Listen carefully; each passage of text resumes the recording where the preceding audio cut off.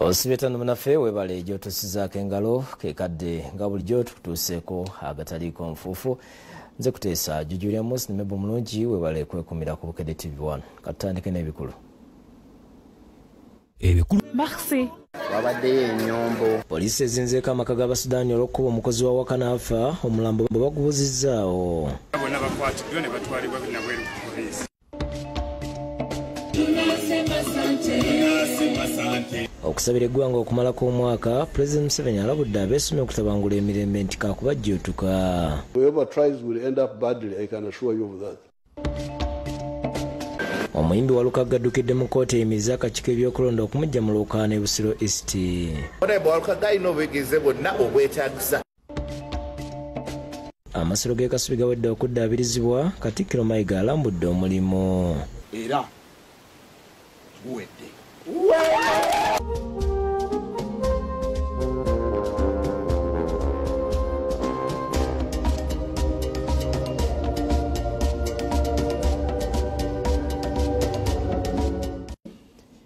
Ago n'amala mangi getugenda okutuusaako mu bujjuvu tutandikidde Nansana Police gyezinzeeko amaka g'abannansi ba Sudan olw'ebigambibwa nti baakubye omukozi waabwe ow'awaka n'afa. Poliisi ekutte omukyala asangiddwa awaka wano n'omusawo weddusizza omugenzi bagiyambeko mu kunoonyereza kyokka ebyembi gw'omulambo baagubuzizzaawo. Wabaddewo enkalo poliisi bwerumbye amaka g'abannansi ba Sudaani agasangibwa e Nansana Nabwero mu munisipali y'e Nansana olw'ebigambibwa nti bakkakanye ku mukozi waabwe ne bamukuba ekimuviiriddeko okufa. Poliisi eremesezza bannamawulire okukwata ebigenda mu maaso ng'ebifaananyi bye tufunye tubadde tubirira bibirire naye nga mu maka gano musangiddwamu omukyala era emukutte n'emulagira atule wansi nga bw'ekola okunoonyereza kwayo. Kiraawo wabaddeyo ennyombo. Zo zabaddeyo ennyombo nga tuwulira bayomba. Abamu ku batuuze bagamba nti bwe balaba ebimu ku bintu bye bafulumya mu bikutiya ne beebuuza naye bagenze okulaba nga poliisi esalako amaka gano. Nga 12 ez'akawungeeza amapiki gabadde mangi wegeewuba wegavaawo wegeewuba kirabika omuntu bamukusiza omwo mu bibaaga. Aba bana bagenda balina suitcase ennene n'akalala kabadde kaddako akati then n'ekibuye ate tulina okulowooza abantu batumye. Twogedde ne Justus Nuwagabanga yebba w'omusawo nannyini kalwaliro gye baddusiza omuwala n'ategeeza nti bamutuusizaayo ng'aliko ekiwundu ekinene mu kyenyi era yabadde takyalina ntunnunsi. Bazze ne bamuyita yabadde waka ng'ali mu kwoza ne bamuyita amugamba musawo tusaba ojja otuyambeko tufunyemu accident wabula tuyambe nga first aid akasookawo omuntu waffe tumutwale mu ddwaliro. Naye omukazi teyafudde, omukazi n'agenda ng'agenze kola ki kuyamba nga bwe boogedde ageze tuuka ng'omuntu gw'ayamba entunusi tekyakuba. Poliisi eriko abantu beekutte okuli n'omusawo okubaako bye baginnyonnyola ku nsonga eno. Tusanzeemu abakyala 9 abasuzeemu era bonna bakwatiddwa ne batwalibwa Nabweru ku poliisi. Ow'ebyokwenda mu kitundu kya Nabweru South Cell 1 Dennis Sekatawo atunnyonnyodde ku nsonga eno. Twesanga nga mu nnyumba omuntu tasangiddwamu naye wabweru nga waliwo drops eziraga ez'omusaayi. Omwogezi wa poliisi mu Kampala n'emiriraano Rachel Kawala agamba nti we batuukidde maka gano ng'omulambo teguliiyo n'asaba abalina amawulire kuwa gye guli okugabatuusaako. Nga naye tetwasanzeeyo mulambo nga tukubiriza asobola okutuwa information esobola okutuyambako mu kunoonyereza kwaffe agende ku poliisi ey'e Nansana. Ebyo nga biri bitya abatuuze basobeddwaho olw'engeri gye basanzeemu omulambo gwa mwana wa munnaabwe eyababuzeeko olunaku olw'eggulo nga guli mu mwalamu eyafiiridde. Ekibeewuunyisizza geemazi amatono ennyo omusangiddwa omulambo gw'omugenzi nga si bamativu nti gayinza okutta omwana omukulu bw'atyo. Bino bibadde ku kyalo Nakazadde erugazi mu mwalo oguva eggeregere okuyita Nakazadde okweyongerayo. Omukyala Kwagala Silivia abadde n'abaana be nga basennya enku mu kabira k'Eklezia bannyonnyodde engeri gye balabyemu omulambo guno ne batemya ku bannaabwe. Mwe mumulabye mutya buge? Omwana n'oli tubagambye mutwale enku wali mu zibuuso tulyoke naffe tusibe ezaffe tukole ki tugende ne bagamba mujje wano waliwo omwana kofa yavula bamusuddewo busuuzi nti muto ne tujja tugenda tuuka netugamba ono muntu mukulu. Omugenzi ye Shafiki Ntambi ow'emyaka 17 nga mutabani wa Swaibu Kiza ne Mary Namwanje era ono abadde abeera ne nnyina ku kyalo Kinyolo mu Lugazi Central Division mu district y'e Buyikwe. Kati avuka abadde bayitawo ntubagamba temuyitawo wano waliwo muki mumumanyi kwe kujja bagenza okulanga nti ono Fiiki mwana Shafiki tayomba na muntu talwana na muntu ye mugonvu omuzibu. Nnyina w'omugenzi aze bamukwatiridde olw'ensisi n'annyonnyola engeri gy'afunyemu amawulire g'okuttibwa kwa mutabani we. Omulambo gutwaliddwa mu ggwanika ly'eddwaliro e Kawolo era omwogezi wa poliisi mu bitundu bya Ssezibwa Helen Butoto ategeeza nti batandise okunoonyereza ku nsonga eno. Tuli mu muyiggo ogunoonya abantu abateeberezebwa okubanga beetabye mu kutemula omwana ono. Abo batuusa ne Mukasa Kivumbi be bakusakidde ekkulire lino ku Rabukedde TV. Kitalo nnyo tubasaasidde bannaffe ate ye President Museveni akakasizza bannansi nti teri agenda kutabangula mirembe mu ggwanga era n'alabula abagenda bakuma omuliro mu bantu nti buli anaakigezaako eyamwalula siridde. Asinzidde mu kusabira eggwanga okw'okwebaza okufundikira omwaka okuteekeddwa mu maka g'obwa Pulezidenti Entebbe. President Yoweri Museveni ne First Lady Janet Kataha Museveni basembeza abagenyi ab'enjawulo mu kusaba okukwebaza okw'okufundikira omwaka 2025 okuyindidde mu State House Entebbe okusaba kwetabiddwako bannaddiini okuva mu nzikiriza ez'enjawulo. Omumyuka wa President Jessica Alupo, Ssaabalamuzi Alfonso Owinyindo, baminisita, abakiise b'omwanga amalala n'abantu ba bulijjo.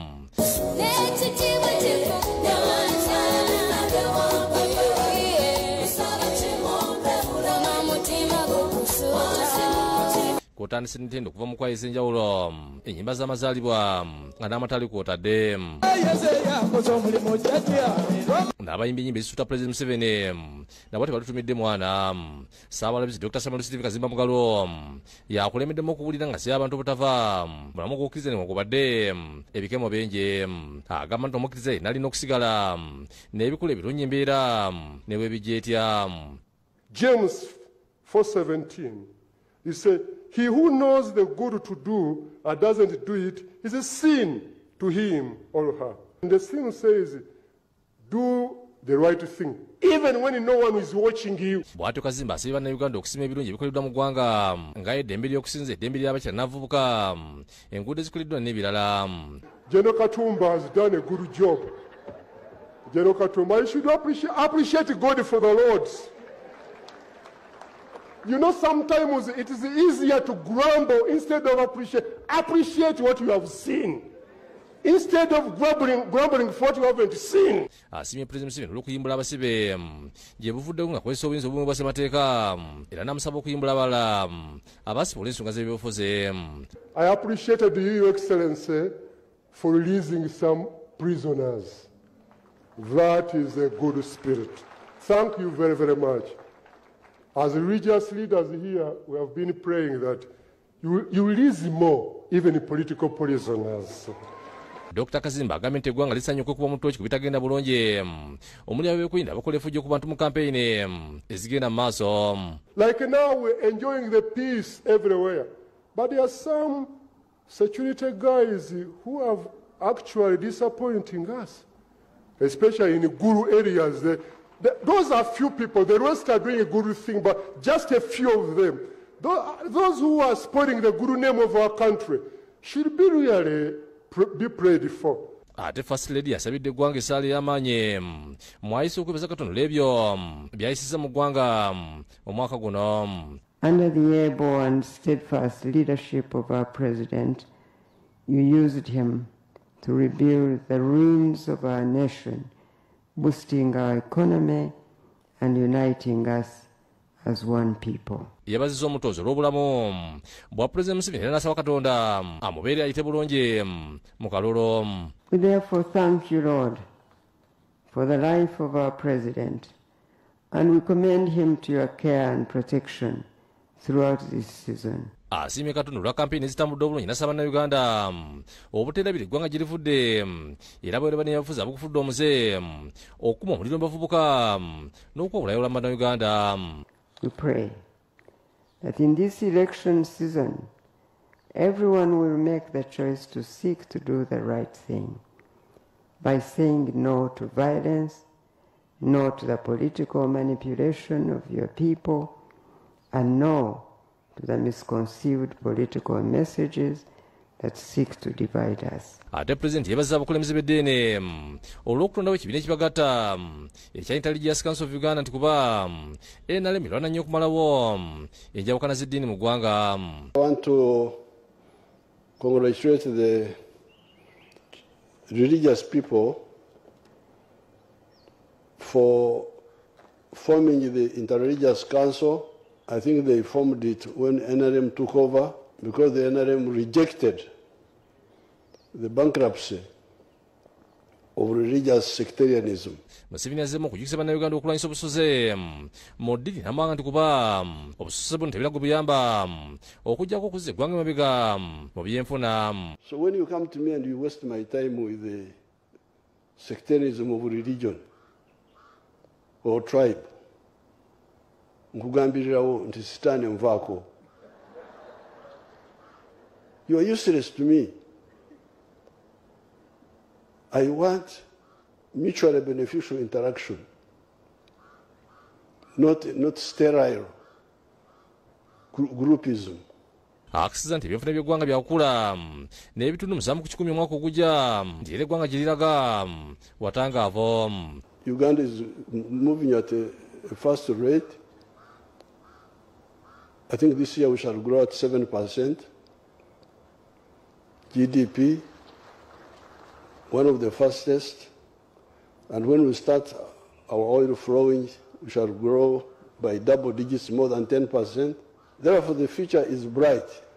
Azze mu katiza obukulu bw'okunyweza omukago gw'obuvanjuba Afrika okusobola okugaziya akatale ak'ebyamaguzi. The internal market is not enough. Where would we be selling our products if we didn't have East Africa? If we had not worked with Mzee Moi and Mzee Mwinyi and Mukapa to bring back the East African community. Asinzidde n'awera nti agenda kutabangula mirembe mu nsi era n'akigezaako kakumujjuutuka. They don't even care.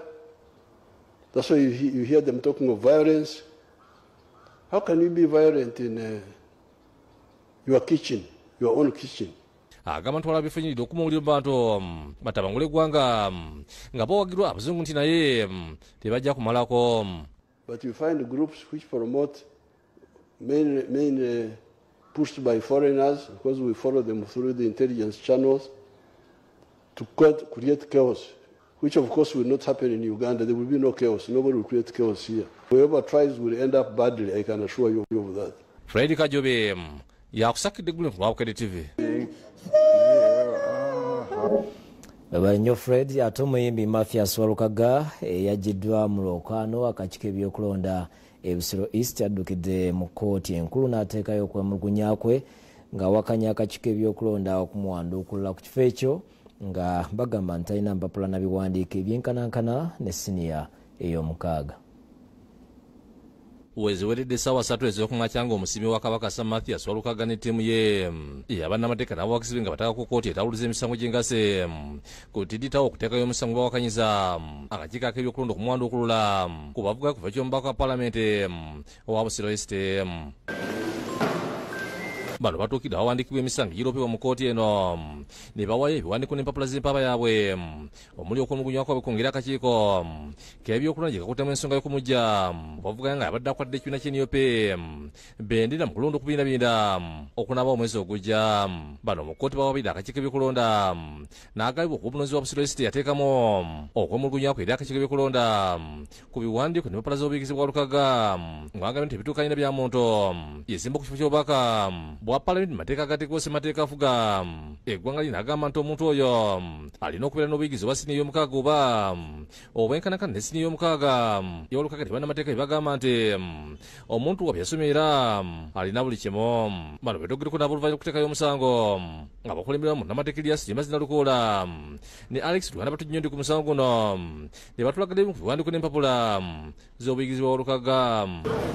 Amateeka gagamba nti twagala obukakafu nti wamaliriza. Ekibuuzo kye twebuuza ne Electoral Commission gye twagibuuza nti mwami Walukaga yamaliriza senior 6 oba equivalent, answer eri emu nti ye yazimaliriza mu 2023 era ne bamuwa certificate eraga nti yakola ki yakimaliriza level eyo. Babadde bagamba Electoral Commission kye yagamba kye tuzze okujulira wano nti mu myaka ebiri singa certificate eno oba togikozesezza then eba invalid. Honorable Walukaga yafuna certificate ye mu 2023 zennyini ezo mugo 8 n'agenda ku University St. Lawrence University. Era obujulizi bwonna obwa admission obulagano mu progress ate nga musajja mugezi tannagwa mu kibuuzo yadde ekimu. So Honorable Walukaga alina obuyigirize bwonna obwetaagisa mu mateeka. Tuleese omusango guno tusobole okugyawo folofoto, twagala eno kooti enkulu esalewo eggoye ebyo biggwe kubanga bali bakoze by'amankyolo. Bano bategeeza nga akakiiko byekulonda bekamenya amateeka era nti tekalina olukusa kuwandukula muntu yenna yesimba bwabeera nga alina ebbaluwa emukakasa okuva mu kakiiko akamattikira aga waggulu akasengejja n'okutulira mu buyigirizi bwabo abeera beesimbye mu ggwanga. Era nga National Council for Education ne UNEP zaakola obuvunanyizibwa bwazo ne zitunula mu biwandiiko bya Honorable Walukaga eby'obuyigirize ne bisalawo nti alina obuyigirize obumala. Basabye kkooti okuyisa mu bwangu omusango guno omuntu waabwe ali mu kutaataganyizibwa nakuba kampeyini. Kubanga Honorable Walukaga alina okubeera ku kakonge k'okulonda kubanga n'abalonzi be gye bali balinzi. Kyova olaba gwo ne bwe baba bakuwadde summons nti teekamu okwewozaako okwo bakuwa ennaku 3. Omulamuzi ayimiriza emisango emirala gyonna n'awulira guno. Walukaga ategeeza ng'ensonga zonna bwe yazikwasiza bannamateeka be kubanga byamusobedde okumwandukulula ate ng'alina buli kimu ekyetaagisa okwesimbawo. Kubanga nze nina obukakafu nasoma bulungi nnyo ate era nkyasoma era ntikirwa mwaka gujja, so ebyamateeka bibakwasizza. Joseph Innocent Senfuma yakusakidde eggulo ku Lwabukedde TV. Ate ye Katikkiro Charles Peter Mayiga alangiridde ng'omulimu gw'okuzzaawo ennyumba ya muzibe wa Zaalampanga mu masiro g'Abassekabaka e Kasubi bwe guwedde. Yeebaza Ssaabasajja olw'okubalambika n'abakwasibwa omulimu guno olw'omuwendo gwe bawaddeyo. Katikkiro Charles Peter Mayiga olwaleero nga luwamu ne minisita ow'amasiro n'embiri n'abakwasibwa obuvunaanyizibwa bw'okuzzaawo amasiro okuli Oweekitiibwa Kaddu Kiberu alangiridde ng'omulimu ogw'okuzzaawo ennyumba ya muzibe wa Zaalampanga amasiro g'Abassekabaka e Kasubi bwe guwedde. Katikkiro w'amasiro Nkalobo David n'Oweekitiibwa Kaddu Kiberu basoose kulambuza Katikkiro wamu ne baminisita ennyumba ya muzibe wa Zaalampanga n'emirimu emirala egibadde gigenda mu maaso. Nasuubiza nga ndi n'ekibinja Kabaka Mutebi owookubiri kye yankwasa n'abantu bazzankwasa okumaliriza omulimu guno era guwedde. Oluvannyuma lw'okulambula bakuŋŋaanidde mu luggya lw'amasiro era Katikkiro yeebazizza abantu ab'enjawulo olw'omulimu omunene ogukoleddwa. Yeebazizza nnyo Masomogi olw'okubalambika obulungi mu mulimu guno, President Museveni ne gavumenti olw'obuyambi obuweereddwayo wamu n'Oweekitiibwa Kaddu Kiberu olw'ebyo byonna byakoze okulaba ng'omulimu guno gutambula bulungi. Kuliko obuwumbi 4 n'obukadde 300 ezaava mu gavumenti eya wakati. Nebaza abantu ba Buganda ensimbi ze batuwa mawulidde jjo nga nnangirira nga nzigalawo oluwalo. Omwaka guno sente z'oluwalo zigenda mu kawumbi kalambo n'obukadde nga 8. Ze zimu ku nsimbi ezikoze wano era ensimbi ezisinga obunene zivudde mu bantu ba Buganda n'obutetenkanya obwa gavumenti ya Kabaka Mengo. Nebaza obuyambi obuvudde mu mawanga nga Japan ne Sweden nga babuyisa mu UNESCO. Ategeezezza nti obuwumbi 13 bwe buteekeddwa ku masiro era annyonnyodde ebintu eby'enjawulo ebikoleddwa mu kiseera kino. N'ebintu ebirala ebiwa omuntu ekifaananyi. Kubanga bakabaka bagalamidde wano abantu baabwe balyanga mmere ki? Bakabaka bano kino kifaananyi bufaananyi kya nnono yaffe ya myaka 1000.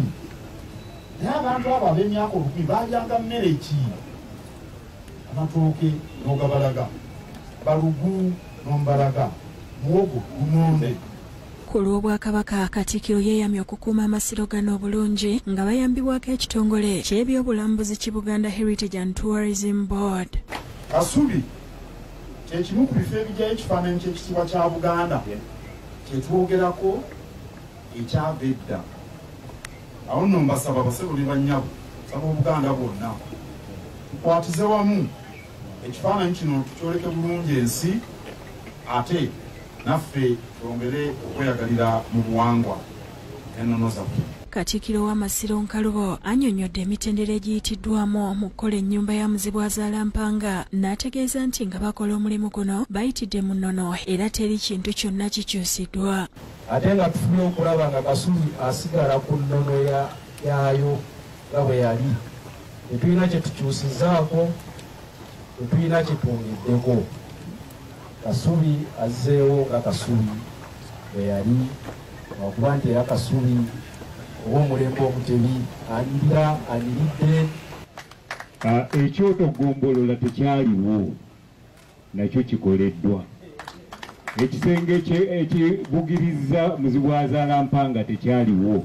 Komishona w'ebyobulambuzi Jackie Besigye yeebazizza Obwakabaka okubawa omukisa okukolera wamu nabo mu kuzzaawo amasiro wamu n'okugoberera emitendera egy'okuziyiza ebyo byonna ebiyinza okuddamu okuleeta ensasage. Asuubiza okwongera okukwasiza wamu n'Obwakabaka okukola amasiro amalala agasigadde. So nga ffe n'ebirala n'amasiro aga Wamala tulina omulimu mungi ogw'okukolayo wamu n'Oweekitiibwa Wamala okulaba nti tukola amasiro gano gonna. Kinajjukirwa nti amasiro g'e Kasubi gaakwata omuliro ng'ennaku z'omwezi 16 omwezi ogwokusatu omwaka 2010 era okuva olwo Obwakabaka nga buli wamu n'ekitongole ki UNESCO ne gavumenti baatandika enteekateeka ey'okugazaawo. Ronald Kakoza yakusakidde eggulire lino ku Lwabukedde TV. Awangaale maaso moji tugenda kumulamu katono tudda n'amalala tuvaawo. Linda ne bino mugataliiko nfuufu. Onoonya tiles ez'omutindo nga mpangaazi ezitasi.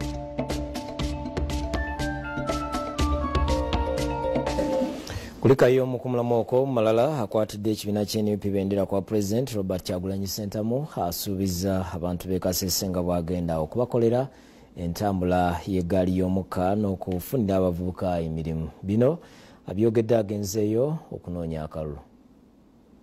Akwatidde ekibiina ky'NUP bendera okuvuganya ku kiwo kya President Robert Kyagulanyi Ssentamu asiibye mu disitulikiti Kasese ng'awenja akalulu. Ono nga lirina bannakibiina okwenja akalulu bakutandikidde Muhima ng'eno ayogeddeko n'abantu basanze mu kkubo n'abasaba akalulu. Njagala kubasaba bwe mugenda okulonda olaba ambuleera ng'okola ki? Bwe munaagenda okulonda mujja kulaba Kyagulanyi naye si Kyagulanyi eka, mujja kulaba Bwambale. Abasuubiza nga bagenda okwakolera enkulu naddala olwa Fort Portal Kasese ayongere n'okuwa n'abavubuka emirimu. Njagala kubabuulira mu Uganda empya buli omu agenda kweyagala, abasomesa, abasawo ne bano abasirikale nabo bagenda kweyagala. Okuva wano ageza awerekerwako poliisi n'amagye okutuuka ku by'olukuŋŋaana.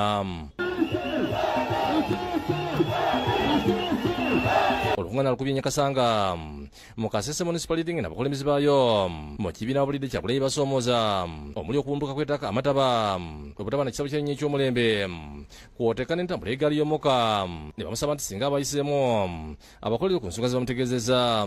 Singa abantu b'e Kasese tusaba naffe wetunaaba tukuwadde obuyinza otuleetere wano yunivasite yaffe ffe ng'abantu b'e Kasese. Mr. President ng'emmalayo muwulirize n'ensonga esembayo. Mr. President ffe ng'abantu b'e Kasese tusaba nti tufune General Referral Hospital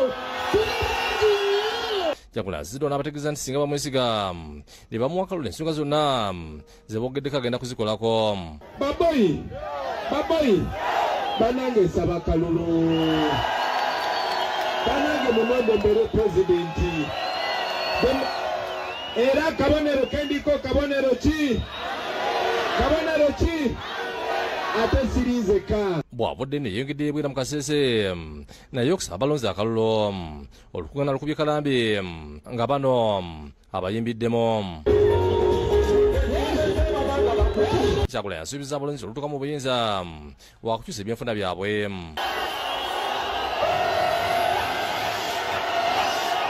David Tamale yakusakidde guno ku Lwakere TV. Bale Tamale ate ye Father Deogracius Kibi akubiriza abantu bulijjo okusiima Katonda olw'ebirungi by'abakolera. Bino abuulidde abakozi ba Vision Group olwaleero mu lukiiko olumalako omwaka olubadde ku kitebe kyaffe wano mu industry area. Akulira Vision Group Don Wanyama yeeyamye okukuuma omutindo. Abantu basabiddwa bulijjo okwebaza Katonda olw'ebintu enkumu by'abakolera. Bino Father Deogracius Kibi Katerega abyogeredde mu lukiiko lw'abakozi aba Vision Group olumalako omwaka ku kitebe kyaffe mu industry area mu Kampala. Father Kibi ategeezezza nti buli lwe weebaza ofuna nnyo era nti singa omuntu awulira nga talina kyasiima Katonda waakiri amwebaza olw'okutuuka mu mwezi guno ogumalako omwaka. Nga bw'ogamba nti omuti guli gubala n'ekigambo okwebaza gobeera weebaza ng'obala buli weweebaza ofuna nnyo.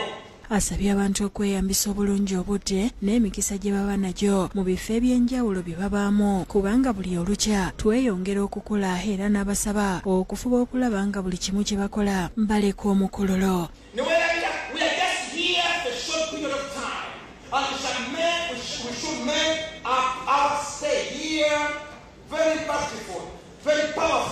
We must write our names in the hearts of our bosses, hearts of fellow employees. We must be great. Ajjukizza abakozi okufisaawo obudde bwa famire zaabwe ate bagatibwe n'abaagalwa baabwe mu bufumbo obutukuvu bazaale n'abaana abawera. Emirimu gino gibeerabiza kufuna kadde n'abaana bammwe. Spare time for your kids. As a father, as a mother, you must bond with your children because you are going to need them after here. When you are out there alone, mugende mwekebeze mukene omwonye oba nonamubona abasajja abakulu prostate ali atya prostate abalina sirimu ali atya.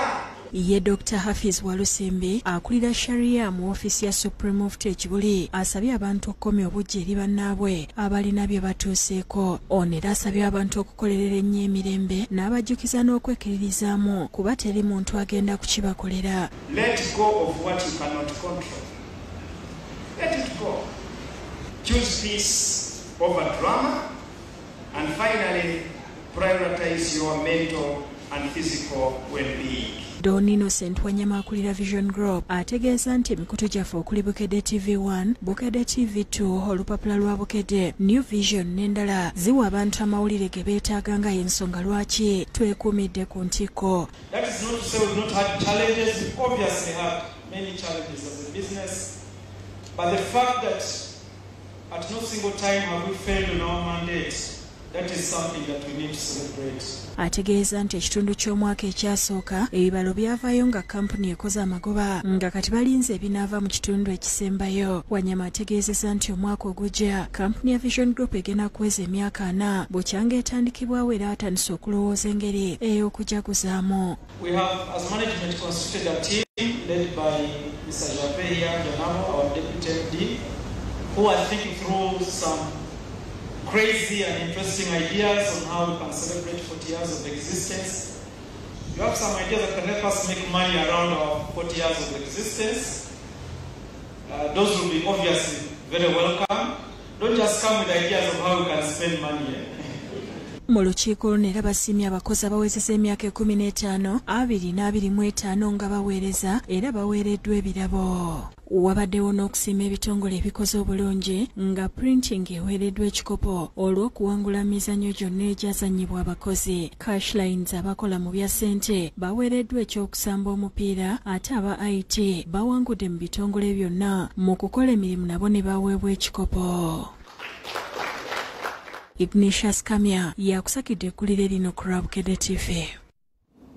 Webale nnyo Kamya, tubayozayoza bannaffe. Ate ye Pulezidenti w'abasawo b'ekinnansi mu ggwanga Sophia Namutebi amanyiddwa nga Mama Fiina aweze okufaafaaga ne bannakigwanyizi abeerimbika mu mulimu gwabwe ne batuuka n'okwenyigira mu bikolwa eby'okusaddaaka abantu nga beenoonyeza ebyabwe. Kino kiddidde ebikolwa eby'ettemu ebyalabikidde ku kyalo Nyerere e Kamengo mu Mpigi.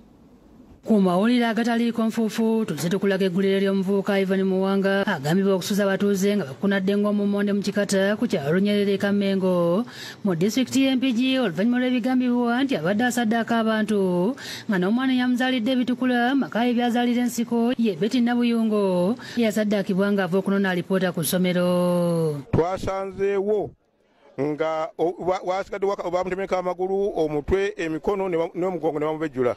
Kati Sophia Namutebi amanyiddwa nga Mama Fiina pulezidenti w'abasawo b'ekinnansi mu ggwanga wansi w'ekibiina kya Uganda n'eddagala n'obuwangwa bwaffe embeera eno tagitunuulidde kugenda kiserebetu ng'omukuto gw'amenvu era ng'asinzidde mu maka ge Bulenga ku lw'Emityana n'avumirira ebikolwa by'abavubuka batandise okweraguza ne batuuka n'okusaddaaka abantu ng'omululu gw'ebyenfuna gubakuba ku mpagi. Mama Fiina asoose kusaasira abazadde abafiiriddwako abantu baabwe kw'ossa n'abantu ab'enjawulo abasangiddwa mu maka ga Muwanga era ng'obuzibu butadde ku basawo b'ekinnansi abasusse okwenoonyeza ebyabwe abaddira satifikeeti ezibaweebwa okukola omulimu guno ate ne baziguza abafere bazikozesa ebikolwa eby'okufera abantu olwo ne balyoka babba abantu n'embwa ne yeesigama ennyama. Bwe twatandikira abasawo b'ekinnansi twayinanga fayiro ng'omuntu waba asamidde alina okuleeta omuntu eyamusamiza, alina okuleeta ebbaluwa ya LC1, alina okuleeta omuntu eyamutendeka yamuzaala mu mpewo, alina okuleeta ebintu bingi nnyo ebimutumwa okuweebwa certificate. Ebintu byagenda bikyuka ne biyingiramu abafere. Oli akwata certificate gye mwamuwa nga musawo omutuufu, bw'amala n'awunzika n'agikubyamu photocopy ate n'agiwa omufere. Kati essaawa zino wenjogera twakajjayo certificate nuze 14. Mama Fiina asabye abasawo b'ekinnansi mu bitundu okubeera bambega ba bannaabwe okwetegereza emirimu gye bakola kubanga bangi basusse okusaba abalwadde namunkukumbu w'ebintu okukakkana nga batumye emitwe gy'abantu.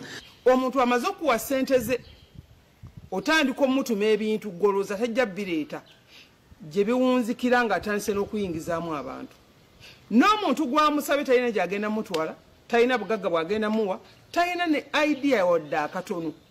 Awunzika agamba bana abantu mbaziikewa. Abasabye okuddayo ku nnono n'enzijanjaba y'obuwangwa n'ennono era ng'alagidde ssente w'abasawo b'ekinnansi Empigi ave mu kusuula ennanga kyokka alondoola ebikolwa mu bitundu okwewala abafere abafaanana nga Ivan Muwanga. Kubanga ebiseera ebisinga abantu badduka gye badduse ng'amaze okukola ebikolobero. After okukola ebikolobero n'adduka tugeze nti abadde Jjinja n'adda e Masaka. Kati mwe temujja mumanya nti abadde wa bikolobero. Kijja kumala kutuukawo ng'abantu bafunye ekisa ne bafuna Bukedde TV neega nti omusajja ono abadde akola ebikolobero bwe biti ne bwe biti. So nze kyensaba kyokka era tugenda kutalaaga certificate z'abasawo bano abafere tutandise ozisazaamu temwebalama.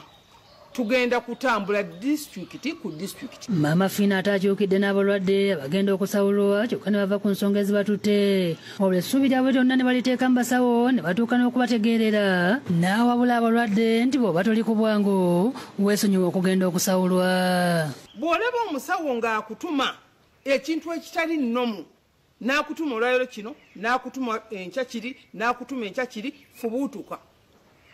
Kubanga ekivaamu ojja kunaawuuza ebintu batuuke n'okutuma omwana wo. Aliko abasawo abafere bayogeddeko abazze beerimbika mulimu guno mu bitundu by'eggwanga eby'enjawulo nga ne fayiro zaabwe bazze bazirondoola nga bw'alambulula. Ali Empigi era e Kamengo omusajja mwamulaba oyo ayiruzira twamutwayiruzira era netudde Empigi ku fayiro y'emu era naye kutta bantu ne tubeera e Masaka era ku fayiro y'emu kutta bantu naye ogenda okutula n'abaana bano abakola ebintu ebyo nga teyalina idea ku bafo abo. Aweze nti agenda kukolagana n'ebyokwerinda mu bitundu ne poliisi sakuba RDC okulaba ng'amalawo omuze gw'abasawo abafere abatandise okutugumbula bannayuganda. Nsaba gavumenti etuyambe ne ba RDC batuyambe ne poliisi y'eggwanga etuyambe tutandike okusunsulamu baani abatuufu baani abakyamu. Noliyati Namagembe yakusakidde eggulire eno ku Lwabukedde TV. Bali kubeera naffe mu katale konfuufu amala myuka ssentebe wa NRM mu bugwanjuba bw'eggwanga Jonad Asimwe yebaza abantu mu kitundu ekyo okwaniza President Museveni mu bungi ng'agenzeeyo okunoonya akalulu. Addamu nkya okuyega abantu mu kitundu ekyo nga wakuba olukuŋŋaana e Kagadi n'ekikuube. Akwatidde ekibiina kya NRM bendera okuvuganya ku bwa President Yoweri Kaguta Museveni ng'anaatera okukomekereza okusagula akalulu mu bugwanjuba bw'eggwanga. Abakulembeze b'ekibiina kya NRM beebazizza abalonzi olw'okujja mu bungi mu nkuŋŋaana zaazenga kuba. Amyuka ssentebe wa NRM mu bugwanjuba bw'eggwanga ku lukiiko lwa SEC Jonad Asimwe yeebazizza abalonzi okuva mu bitundu bya Kigezi, Ankole, Rwenzori ne Bunyoro okusingira ddala disitulikiti y'e Hoima ne Hoima City abaze mu bungi olunaku olw'eggulo okwaniriza President Museveni. Abantu na saa zino sange abandi ni bakyali batani bakyagenda mukka tibakataahi so nikimanyisa nti abantu bakwenda muzeeyi so tubeebaza nammwe abazze okutubeererako mwebala okujja. Asimu agamba nti kati ekibuga Hoima kikulidde ddala kubanga ogyeko amafuta agaazuulibwa. Gavumenti ebazimbidde ekisaawe ky'omupiira n'ekisaawe ky'ennyonyi. Ayongerako nti ng'amafuta gatandise okusimibwa n'ebisejja nabyo byakukolebwamu ebyamaguzi ebirala nga perfume n'eddagala ly'engatto. Mwebala kujja Hoima City. Hoima City is a developing city. It is a beautiful city and we are working hard okulaba nti gavumenti ngegenda okulaakulanya ki etawuni yaffe okulaba nti tourism attraction ebeere ng'ekola ki ng'eyongerako. Agamba mu bugwanjuba bw'eggwanga ku mulundi guno basuubira obuwanguzi obusoba mu bitundu 9 ku buli 100 olw'enteekateeka gye bakoze n'enkolagana eriwo wakati w'abakulembeze mu kukunga abantu. We go under the chemical reactions and then we remove all the petroleum, kerosene, whatever and so on. Kati ebyo ebisigalako ebyo tukola mu tires, perfumes ezo tugenda kubeera na products over a number of factories. Asimu akatiriza nti gavumenti yakwongera okuzimba ebibangirizi by'amakolero mu bitundu by'eggwanga ebyenjawulo okuli ne Kabalega Industrial Park kyongera okutondawo emirimu mu bavubuka. You will find that we are having a product which can be worked on by women, a product which can be worked on by men, a product even which can be worked on by school students. President Museveni addamu olunaku olw'enkya okunoonya akalulu mu Bunyoro nga waakubeera mu disitulikiti y'e Kagadi n'ekikuube. Bino bibeereddewo nga ne bannamubende bali mu keetalako okwaniriza pulezidenti asuubirwa okugendayo ku bbalaza ya wiiki ejja ng'anoonya akalulu era nga gy'agenda okutandikira okukuyega abantu mu Buganda beegatiddwako Ssaabakunzi wa NRM Rosemary Nansubuga Senninde era nga yakiikiridde Ssaabawandiisi w'ekibiina Richard Todong n'alambula n'okulambika abakulembeze butya bwe bagenda okwaniriza pulezidenti n'okumunoonyeza akalulu. President Museveni ku luno yasalawo n'agamba akalulu kange nkatadde mu mikono gy'abakulembeze ba structures. Asookedde Kasambya eno President Museveni gy'agenda okuba olukuŋŋaana olusooka era asanze beeteeseteese dda n'alambuzibwa ekifo olukuŋŋaana we lugenda okubeera. Akulembeddwamu omubaka w'ekitundu David Kabanda era Senninde abakunze okuvayo mu bungi baanirize President Museveni. Mmwe mukutte akalulu ka mukama waffe kali mu ngalo zammwe kitegeeza nti n'abo emitwalo ena ababadde tebalonda mmwe mugenda okubanoonyayo okukakasa nga akalulu kaffe kanaakalulu kalina kuba ka kibalo. Oluvudde n'asinkanya abakulembeze ba NRM mu Greater Mubende ne bakubaganya ebirowoozo ku ngeri gye bagenda okwaniriza pulezidenti nga wano yeegatiddwako ne muna NRM Godfrey Kiwanda Suubi n'abakulembeze abalala era abalambise ku binaagobererwa. Ekifo rale weeneekubibwa nakyo kikola kinene. Bwe mulonda ekifo ekiri mu bantu abasobola okutambula